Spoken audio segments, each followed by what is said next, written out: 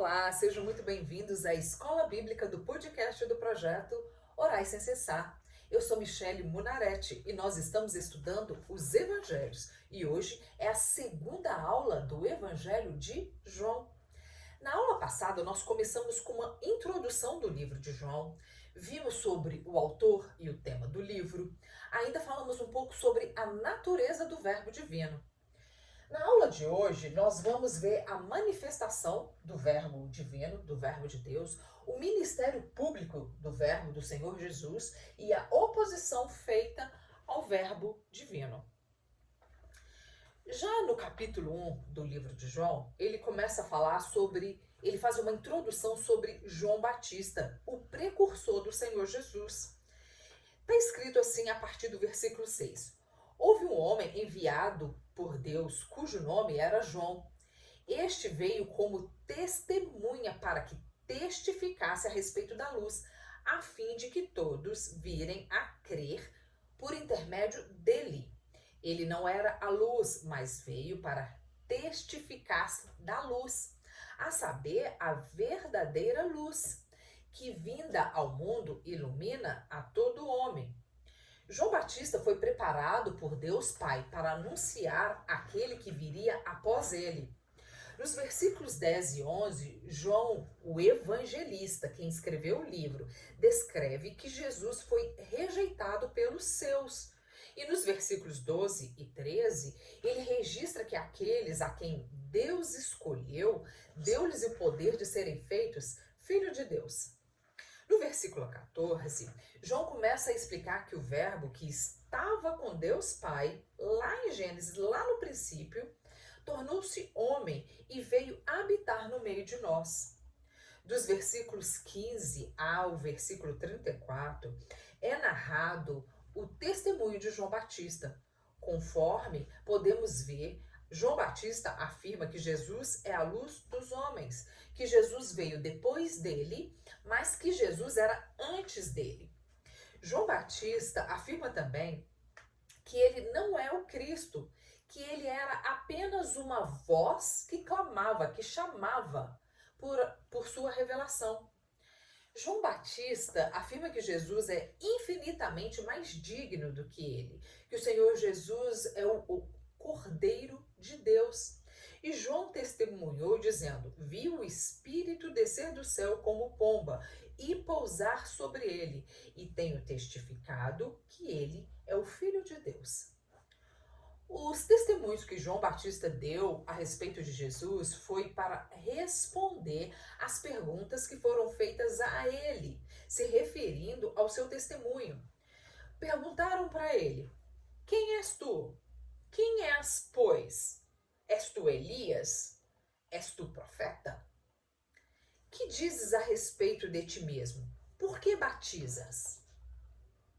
No versículo 17, mostra essa diferença entre a antiga aliança e a nova aliança em Cristo, porque a lei foi dada por intermédio de Moisés. A graça e a verdade vieram por meio de Jesus Cristo. No versículo 29, registra a mensagem que ardia no coração de João Batista e que com grande ênfase ele proclamou ao povo: eis o Cordeiro de Deus que tira o pecado do mundo. O precursor está apontando Cristo como o Salvador de toda a humanidade. Jesus é o Cordeiro de Deus que, em completa obediência, cumpriu os sacrifícios que eram oferecidos no templo na antiga aliança. Essa ideia do Messias como o Cordeiro de Deus, que toma sobre si o pecado do mundo, revela essa substituição do sacrifício expiatório que era feito antes, através dos animais. Pois ao homem lhe é impossível, por suas próprias obras, ser feito filho de Deus. Ninguém, por mais vontade, por mais disposição que tenha, pode conquistar o reino de Deus. Somente Ele, o Criador, pode conceder esse privilégio de estarmos juntos dele novamente. Isso foi o que João nos mostra no versículo 14 do capítulo 1. que através de Jesus conseguimos ver a glória de Deus. Nessa passagem, podemos ter a esperança na vida eterna através do Verbo que se fez carne. No Velho Testamento, na Velha Aliança, o povo de Deus viu a sua glória através do tabernáculo, um lugar onde a glória do Senhor era manifestada. Foi esse amor e cuidado que foi instruído e preparado ao povo a manifestação futura do seu Filho Jesus Cristo, em graça e em verdade. Todo o ritual, a preparação da mesa, dos pães, o incensário, o cordeiro imolado, estava ensinando e demonstrando o que estaria por vir. No ministério público do Senhor Jesus, segundo o Evangelho de João, ele é apresentado de uma maneira única e detalhada. João destaca vários aspectos importantes, como o início no ministério, que Jesus começa com o batismo por João Batista no Rio Jordão, o Cordeiro de Deus, e alguns dos discípulos de João Batista começam a seguir Jesus a partir desse momento. Depois, o ministério fala sobre os primeiros discípulos. João narra o chamado dos primeiros discípulos de Jesus, como André, Simão, Pedro, Filipe, Natanael. Esse chamado é caracterizado por encontros pessoais e diálogos profundos entre Jesus e os seus discípulos. Depois, nesse ministério, ele fala dos milagres e sinais. O Evangelho de João é conhecido por sinais que Jesus realiza, começando com o milagre nas bodas de Caná, onde transforma água em vinho. Esse milagre só está registrado no livro de João. Outros sinais incluem a cura do filho de um oficial, a cura de um paralítico, a multiplicação dos pães e peixes e a ressurreição de Lázaro. Ainda tem nesse ministério público os ensinos e discursos. João registra longos discursos de Jesus, como o diálogo com Nicodemos, sobre o novo nascimento, a conversa com a mulher samaritana sobre a água viva e o discurso sobre o pão da vida. Esses ensinos são fundamentais para entender a identidade e a missão de Jesus. Ainda nesse ministério público, João destaca conflitos e rejeição. Jesus enfrenta a oposição crescente dos líderes religiosos. João destaca vários confrontos, como a cura no sábado e a declaração de Jesus como ele sendo a luz do mundo, que provoca a partir dali reações intensas. Ainda sobre a manifestação, João destaca a última ceia e paixão. O Evangelho de João dedica vários capítulos à última ceia, onde Jesus lava os pés dos discípulos e dá detalhada, enfatiza seu sacrifício e vitória sobre a morte. Esses elementos mostram como o Evangelho de João apresenta um retrato profundo e teológico do ministério de Jesus, destacando divindade e a sua missão redentora. Ainda o Evangelho de João destaca vários aspectos do ministério de Jesus na Judéia.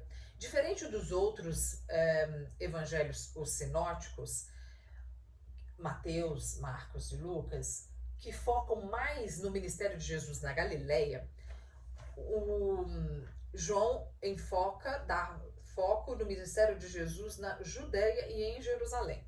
Por exemplo, João relata o encontro de Jesus com Nicodemos, um fariseu, em Jerusalém, e a cura do paralítico no tanque de Betesda, também em Jerusalém. Além disso, o Evangelho de João inclui a ressurreição de Lázaro em Betânia, uma vila próxima a Jerusalém. Esses relatos ajudam a mostrar a importância do ministério de Jesus na Judéia e como ele interagiu com diferentes grupos de pessoas, incluindo líderes religiosos e o povo comum. Evangelho de Mateus, por exemplo, após o batismo de Jesus, quase nada mais é dito sobre as visitas de Jesus à Judéia, até o capítulo 19, onde é mostrado a sua última visita à região. No versículo 36, nos mostra o chamado de dois discípulos, um chamado André e o outro podendo ser João ou Filipe, além de João Batista, que também estava com eles, que estava andando com o Senhor Jesus. André é um outro, e um outro que foi chamado de imediato seguem o mestre. Jesus conhece cada um. Ele nos conhece pelo nome. Ele disse: Tu és Simão, filho de Jonas. Natanael, um homem sincero. Eis aqui um verdadeiro israelita em quem não há dolo.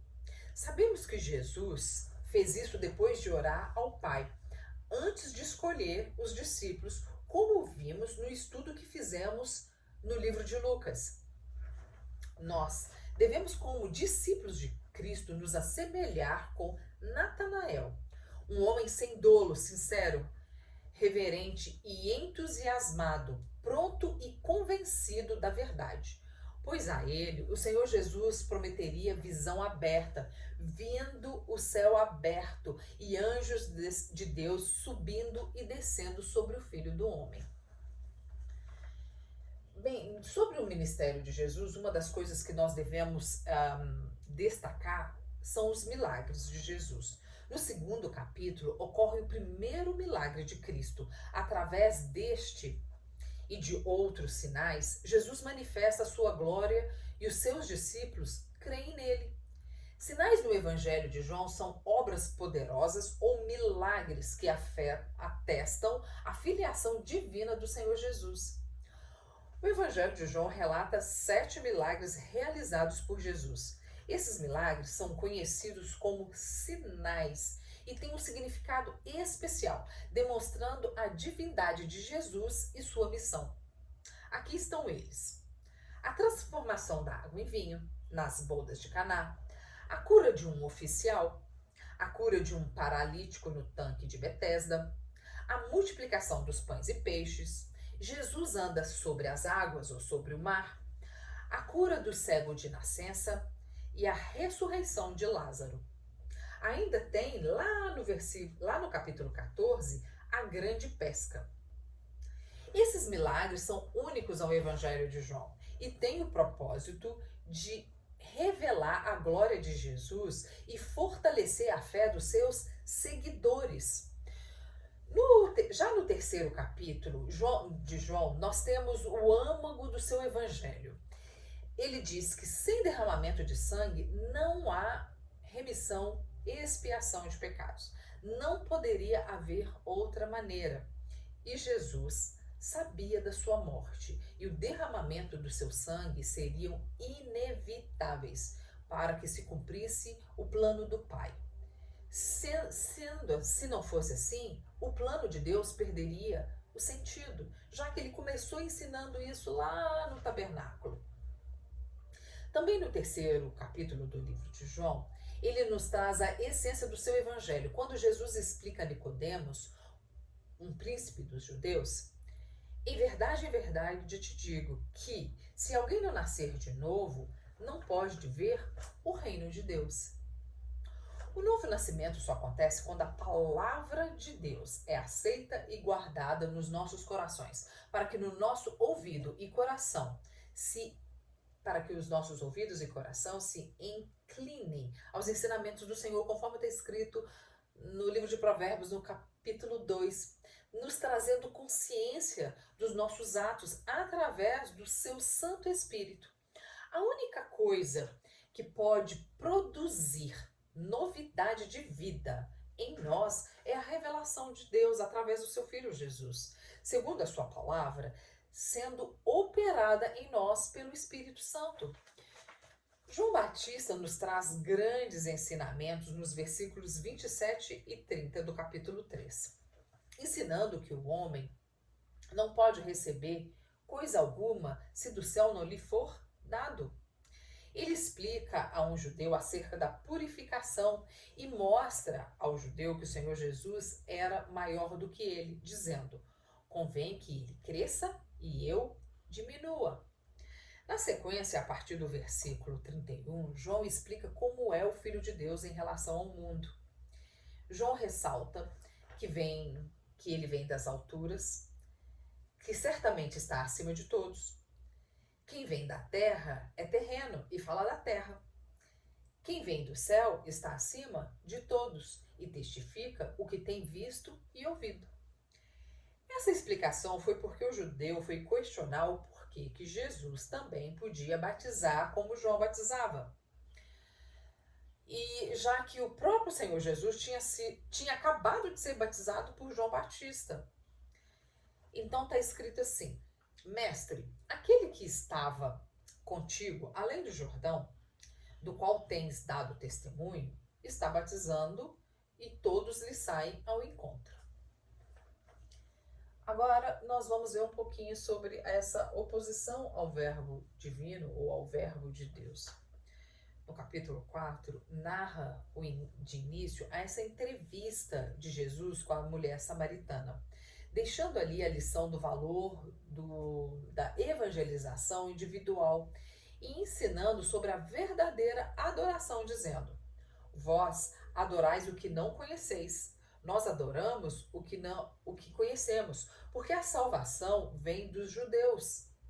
Mas vem a hora, e já chegou, em que os verdadeiros adoradores adorarão o Pai em espírito e em verdade, porque são estes que o Pai procura para seus adoradores. A seguir, Jesus ensina sobre a ceifa e os ceifeiros, sobre continuar o trabalho daqueles que semearam no reino através da pregação e testemunho. Pois Jesus diz que um é o semeador e o outro é o ceifeiro, e que os ceifeiros irão trabalhar onde outros já iniciaram a obra. E no fim do capítulo está mencionado o segundo milagre de Jesus, a cura do filho de um oficial do rei. Já no capítulo 5, passamos também ao terceiro milagre de Jesus, a cura de um paralítico que estava deitado junto ao tanque de Betesda. Há 38 anos, aquele homem achava-se enfermo. Vem então Jesus e, com o poder da sua palavra, cura-o, como ele fez em outras curas. O Senhor Jesus também o advertiu a não pecar mais, demonstrando ali que a sua enfermidade era proveniente de algum pecado cometido. Já a partir do versículo 16, vemos a oposição dos judeus contra Jesus, porque o Senhor Jesus quebrava as leis e regras que eles estavam acostumados a cumprir. O Senhor Jesus curava aos sábados, além de dizer que ele próprio era o Filho de Deus, e isso para os judeus era blasfêmia. Então, depois de deixar os judeus estarrecidos com suas ações, Jesus explica qual é a sua missão, abordando em seu discurso a sua sujeição a Deus Pai e a sua dependência do Pai, a fim de efetuar milagres. Mas, quanto mais Jesus se explica, mais ele se enrolava entre os judeus, que não queriam aceitar suas explicações. Pois Jesus se coloca como o doador da vida, como o nosso juiz. Ainda afirma que as escrituras do Antigo Testamento testificavam dele próprio, mas os judeus não conseguiam fazer essa relação ensinada por Moisés, dizendo que Moisés escreveu a respeito dele. O Senhor Jesus fala: Moisés, a quem vocês seguem, estava falando a respeito de mim. E isso era para os judeus uma flecha no peito.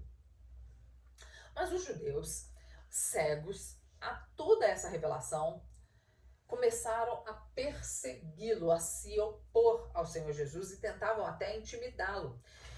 O Senhor Jesus, claro, não se deixou intimidar e continuou o seu ministério.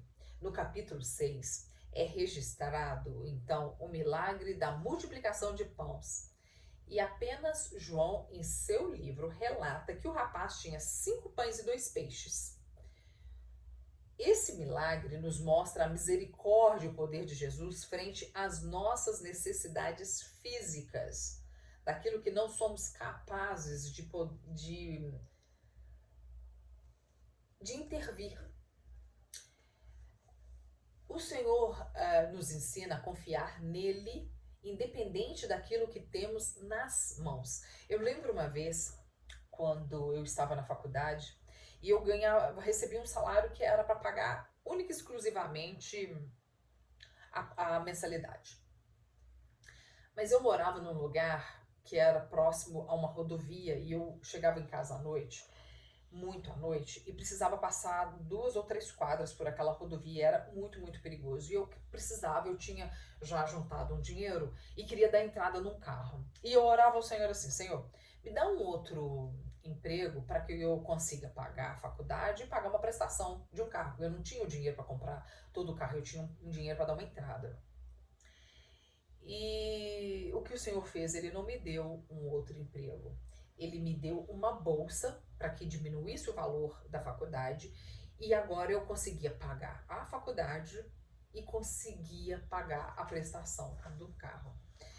Então o Senhor trabalha com aquilo que nós temos nas mãos. Muitas das vezes a gente pede para Ele uma solução conforme nós entendemos ser o possível, o viável, e Ele consegue abrir portas simplesmente com aquilo que nós temos nas mãos. Consegue fazer o milagre com simplesmente aquilo que Ele nos deu, com aquilo que está disponível naquele momento.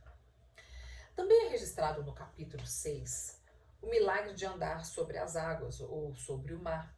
Já no início do capítulo 7, uma vez é demonstrada a oposição por Jesus quando lemos: Jesus andava pela Galileia porque não desejava percorrer a Judéia, visto que os judeus procuravam matá-lo.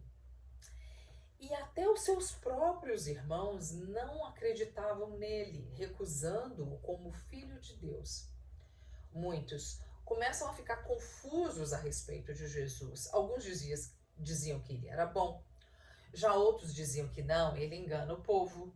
Mas diziam isso entre eles, né, os principais ali da sinagoga, porque eles tinham medo dos judeus, do povo, que seguiam Jesus e que tinham Jesus como profeta.